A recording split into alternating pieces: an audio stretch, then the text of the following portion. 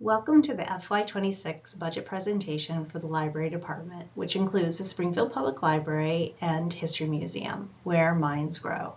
I'm Emily David, Director of the department.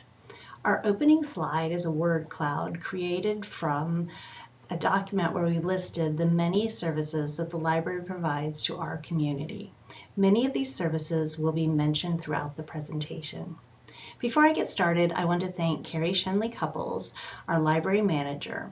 One of the many hats that she wears is that of budget preparer for our department, and I want to thank the budget committee for reviewing this presentation. The work of the library department is divided into 4 programs: museum, library operations, library collections, and library services. A 5th program is also housed in our department, the Springfield Arts Commission. The library and museum work to help our community discover and connect to resources for work, learning, and entertainment, both in our physical buildings and outside of our physical walls through pop-up library and museum events and outreach, and through online access. We work to ensure access to technology that is essential for navigating today's world, as well as assistance in using it. We provide spaces for the public to gather and meet and promote understanding of our shared history and diverse cultures to help our community grow together. Each program is represented on this slide by a photo. The upper left photo represents our museum program and highlights an illumination celebration of Springfield's American Indian and Alaskan Native community at the Wildish Theater. Illumination works to create more inclusive representation in the museum collections by collecting the oral histories, stories, and photos of historically marginalized communities. For FY25, Illumination has centered the American Indian Alaskan Native community. The budget for the museum provides funding for 1 full-time curator and a 0.5 community engagement specialist position. And this year we will also continue to have a 0.5 grant-funded collections care technician. The budget also covers exhibit curation for 2 large exhibits each year, care and maintenance of the collections, and educational programming for all ages, including History Nights at the Wildish and Illumination programming provided with grant funds. Library operations, represented by the photo of some staff and some city council members at the ribbon cutting for the library remodel, is where all of our general fund personnel is allocated. This program also includes funding for marketing and development, as well as our volunteer program and tech subscriptions for library infrastructure. Library Collections is the program where we maintain our digital and print collections. The image in the lower right-hand corner shows some library holds waiting on the shelf to be picked up, accompanied by some of the collection's statistics. We fill an average of 98 holds on books and materials for people each day, and an average of 496 physical items are checked out each day, and on average 171 downloadable ebooks and audiobooks are checked out daily. We continue to have robust usage of both print and electronic materials. The Library Services program contains all the direct services we provide to the public, including circulation of the materials, reference help, outreach to engage the greater community with library services, and programming for all ages and in Spanish. The photo here on the lower left is from a baby and toddler story time. You can tell it's very busy. The library provides 4 regular story times a week, including 2 on Tuesday morning. The baby toddler story time you see here, as well as a preschool music and movement story time. These 2 programs bring 70 to 90 young children and their caregivers to the library every Tuesday for early literacy, enrichment, and fun. On Wednesday and Saturday mornings, a bilingual story time provides early literacy enrichment in Spanish and English. The library provides the only free early literacy programming in town and is available to any youngsters and their caregivers. The Springfield Arts Commission is staffed out of our department with a 0.5 FTE liaison position. This council-appointed group promotes arts in the city and often collaborates with the library and museum to connect the community to cultural events. The Arts Commissioners work to maintain and promote the city murals and the art galleries in City Hall. The lower center photo is from the City Hall Youth Gallery. The Arts Commission helps support the Second Friday Art Walks and opens the gallery for a monthly reception, including live music from a variety of artists. This slide shows the organizational chart for our department. We have funding for 15 regular FTE for FY26. As the city faces a budget imbalance in the general fund, we were asked to trim $80,000 from our budget and lost one library technician position due to this reduction. The associate library manager position will be held open after our current associate manager retires in May.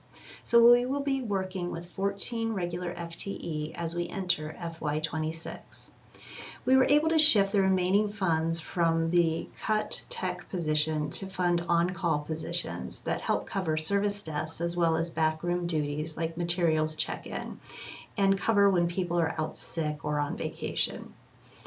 In addition, for FY26, we will have a 0.5 FTE grant-funded museum collections technician who is helping to reduce the large backlog of work in the museum, and a grant-funded 0.4 FTE summer support tech who will again support our pop-up libraries and summer reading programming. The boxes with the bright green borders are the groups who help support the library and museum, as well as a couple of groups who we help support. As I mentioned, the Arts Commission liaison is staffed out of our department. The library director acts as the liaison to the Library Advisory Board, and the museum curator is the liaison for the museum committee. The Library Advisory Board and the Museum Committee are also City Council appointed groups, and along with the Teen Advisory Board, provide community oversight and support to the library and museum. The Friends and the Foundation raise funds to support the department initiatives and services. The Lane Council of Libraries, or LCAL, is supported by the Library Tech Specialist. Together with these libraries, we share an integrated library system which allows us to share materials. The IGA for this pays a portion of the tech specialist salary. The Library Volunteer Program had 50 active volunteers in 2024, contributing 4,909 hours of time to the library, equal to 2.4 FTE. The library depends on volunteers to shelf all of our books and help with programs and more. Approximately 1,250 volunteer hours were logged at the museum, or an additional 0.6 FTE. We depend on volunteer museum docents to help staff the museum desk and volunteers to help with collection care. Here we see the proposed budget for the library department of $2,199,314, broken into the three funding sources. The General or 100 Fund is listed first and is the primary source of funding for the library. The majority of this is for personnel at almost $1,893,000. The materials and services portion from the 100 Fund is about 1/3 indirect charges and 2/3 materials and services budget. And the $89,000 plus in capital outlay covers purchases for books and other library materials. In the second bucket, shown here in dark green, we see the funds in the Gift and Memorial, or 204 Fund, where we receive donations and grants to support programs, collections, and special projects. The 0.5 and 0.4 FTE grant-funded positions are funded out of the personnel expenses listed here.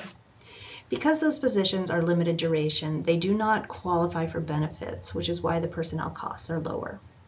The Transient Room Tax, or 208 Fund, is shown in yellow. The 1.5 FTE museum personnel and the 0.5 Arts Commission liaison position are funded from this bucket. The materials and services shown here include indirect charges, museum materials and services budget, and the Arts Commission operating budget, which includes Heritage Art Grant dollar and the money for the mural maintenance. Among the many accomplishments from our department this past year, probably the most significant was the completion of the library remodel, which updated several of the main areas of the library. Staff worked from temporary locations for many weeks in order to keep the library open. We only had to close the doors to the public for 3 weeks while the front area of the library was disassembled and redone. You'll see a photo on the slide of the former front desk being taken apart. The response from the public to the updates to the library has been very, very positive. By closing the pass-through from the kids and tweens area to the former teen area, we were able to add some much-needed shelving for junior books and reorient the shelves to make them more accessible. The first day that we were reopened to the public, we heard from a patron in a wheelchair how much easier the shelves are to navigate. The success of this change was evident right away. The footprint of the front desk became smaller and more efficient. We gained space for the Friends of the Library and Museum bookstore to move to the front of the library in a more visible location. The front desk is the main information desk in the library, where library cards are made, reference questions are answered, printing and computer help takes place, as well as help with checkouts. In the past 5 years, staff have created 11,878 new library cards. The computers were used over 8,000 times in FY24, and we've helped people print over 2,700 documents this year. In today's world, access to a computer and printer are essential. One of the most important additions to the library are 3 new meeting rooms for the public to use. This request for meeting spaces is something we have heard from the public over the years. These rooms can be used for studying, tutoring, and meetings, and have been booked 586 times since we reopened in September. We added an online reservation system that makes the process of reserving the rooms much more efficient for both the public and staff. A patron recently shared with us that she is getting her college degree after using our study room over the past 4 years to take classes and study. These spaces make differences in people's lives. Finally, I just want to highlight the updated teen space. We love having our teens at the library, and we have more room for them now. It's almost doubled in size, so we're providing room for both hanging out and also for dedicated study. Again, we want to thank the city leadership for dedicating American Rescue Plan Act funds to the Springfield Library for this update.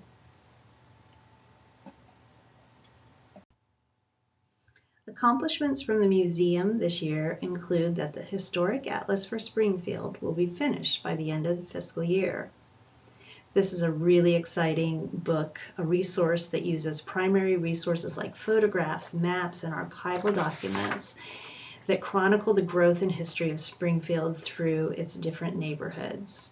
We're so excited to share this with the public.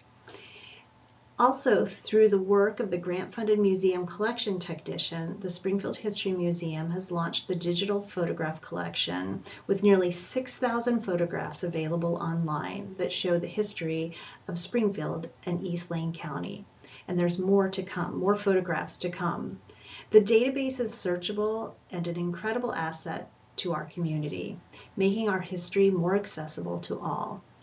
We have also been working with the University of Oregon's Digital Newspaper Project and have digitized 8,475 pages of the Springfield News from 1917 through April 1947. Outreach is a robust part of the library and museum services to the community. We reached over 9,000 community members out at community and school events, as well as dedicated library summer pop-ups. These pop-up events are in response to what we heard in focus groups conducted on library services about the need to meet people where they are. And they also align with our strategic plan priority of extending the impact of the library and museum into our community. Entering FY26, a significant change we will face is that we will have 2 less staff members to serve the public. We reduced our hours after the elimination of the 1 library tech position.